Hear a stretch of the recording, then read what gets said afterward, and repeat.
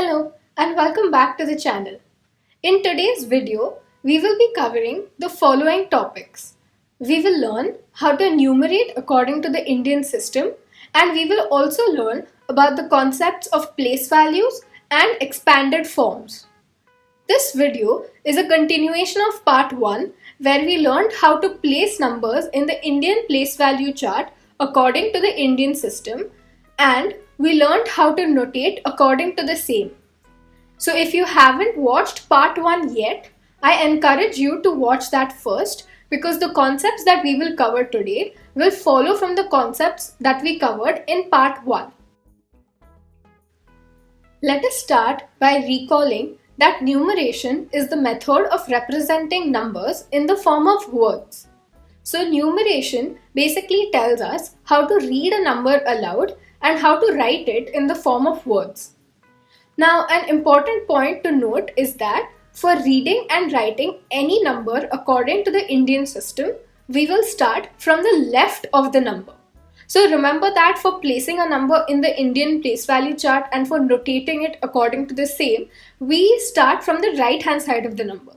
However, for numerating a number according to the Indian system, we will start from the left. Let me explain this using the example that we used in the previous video. So I have first notated this number according to the Indian system. Now we will read this number from the left hand side according to its groups. From the left hand side, we first see that the crores group has the number 29. So we will read the group as 29 crore. The lakhs group contains the number 56. So we will read the group as 56 lakh. Similarly, the thousands group contains the number 34. So we will read the group as 34,000. Lastly, the units group has the digits 1, 7 and 4. So it will be read as 174. Thus, this number as a whole will be read as 29 crore 56 lakh 34,174, and it will be written exactly like that as shown on the screen. Let us do one more example. We have a number given to us, so we will first start from the right hand side and notate it. Then we will start from the left hand side to read it according to its groups. So this number will be read as 2,79,453, and we will write it exactly like that as shown on the screen. I hope that was clear. I encourage you to pause this video here and solve this exercise. First, place these numbers in the Indian place value chart, then notate them using appropriate commas, and then write them in words. If you finish the previous exercise, try this one. If you get stuck, you can refer to the answers provided in the description box. There is another concept which becomes important to know since we are learning about notation and numeration systems, and that is the concept of place values. Place value of a digit is the product of the face value of the digit and the position value of the place in which the digit is located in the Indian place value chart. Let me elaborate. Now, we have seen the term position value in part 1 of the video. To recall, a position value is attached to each place in the Indian place value chart. So now that we know what a position value is, let me tell you the meaning of the face value of a digit. The face value of a digit is basically the digit itself. So in our original example, say we take the digit 1. The face value of 1 is 1. Say we take the digit 7. The face value of 7 is 7. We could take any digit. The face value is nothing but the digit itself. So now we have our number. We have the face value of each digit of the number and we have the position value of the place in which each digit is located. So, using this formula, we can calculate the place value of each digit. For convenience, we will start from the left hand side of the number. We take the digit in the crores place, that is 2. The face value of 2 is 2. The position value of the 10 crores place is 10 crore. So, the place value of 2 will be 2 into 10 crore, which is 20 crore. The digit in the crores place is 9. The face value of 9 is 9. The position value of the crores place is 1 crore. Thus, the place value of 9 is 9 into 1 crore, which is 9 crore. The digit in the 10 lakhs place is 5. The face value of 5 is 5 and the position value of the 10 lakhs place is 10 lakh. Thus, the place value of digit 5 is 5 into 10 lakh, which is 50 lakh. The digit in the lakhs place is 6.